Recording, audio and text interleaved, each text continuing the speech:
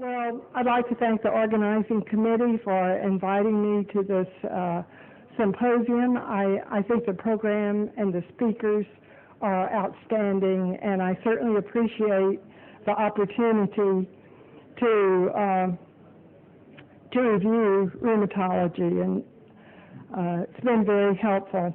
I'm going to talk today about fibromyalgia, and I think we'll lead off with a patient.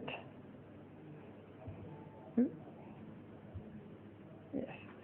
So a 48-year-old woman comes to the office and presents with diffuse muscle pain, weakness, and fatigue.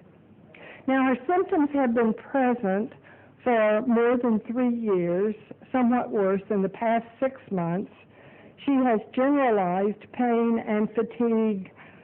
She has trouble working, and the pain keeps her from sleeping well. Your physical examination generally is unremarkable. She does have some diffuse muscle tenderness, no joint redness or swelling.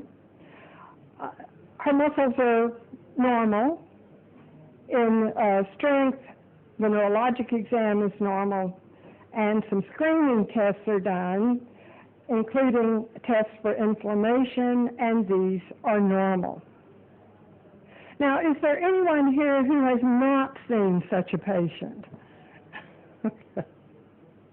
We see, yes, we see them. Well, how should we approach this lady with diffuse musculoskeletal complaints? Now, we want to be sure to separate her problems from the presence of a systemic inflammatory rheumatic syndrome, because that is going to require more urgent treatment. Does she have rheumatic symptoms of an endocrinopathy? And I know this morning one of our sessions was co-chaired by one of Pakistan's outstanding endocrinologists. I don't know if he's present in the audience to tell us that hyperparathyroidism and hypothyroidism especially do come to the rheumatologist with pain. Is it a drug reaction, toxic, or is this, which will be the topic of our discussion this afternoon, is this a generalized soft tissue pain syndrome?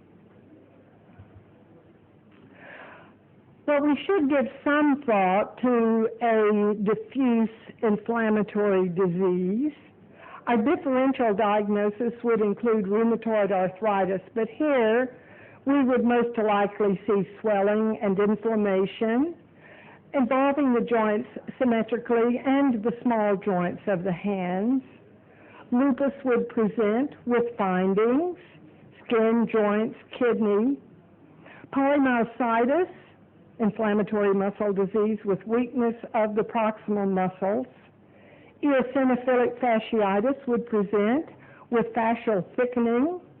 And polymyalgia rheumatica, now this should be, I should have put this first, I think, on the list of differential diagnoses.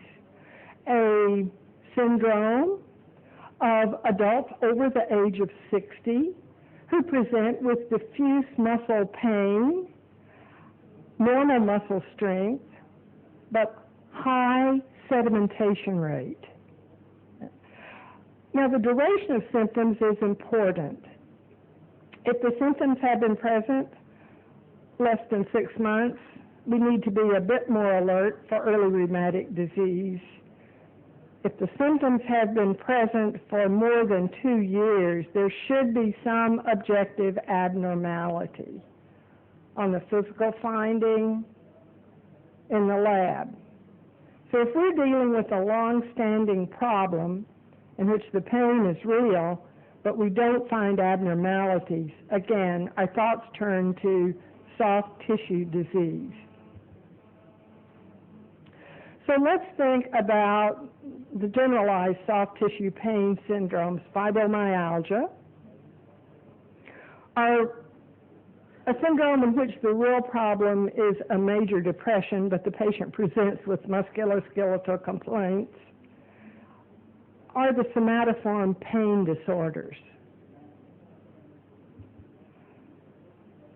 Fibromyalgia,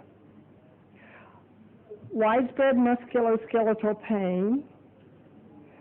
We feel that these patients may over-respond to what to us might be moderate or minimal pain, and tenderness to pressure in specific regions. And since this may be the major finding physically in fibromyalgia, we want to be sure to go over this carefully to spot the tender points, and later I believe we'll have a demonstration. We will show you again the tender points. These patients are tired, they can't sleep, they have somatic complaints, and this is often mixed in with depression.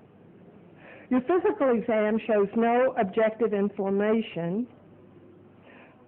Laboratory findings should be normal. Well, what's going on? Why do these people have chronic pain? Despite research, the pathogenesis of pain in fibromyalgia is not clearly understood, but it's felt that central sensitization to pain could be the disease mechanism. Heightened pain sensitivity, increased levels of excitatory neurotransmitters. Compared with normal controls, their spinal fluid levels of substance P is threefold higher. So it's a chronic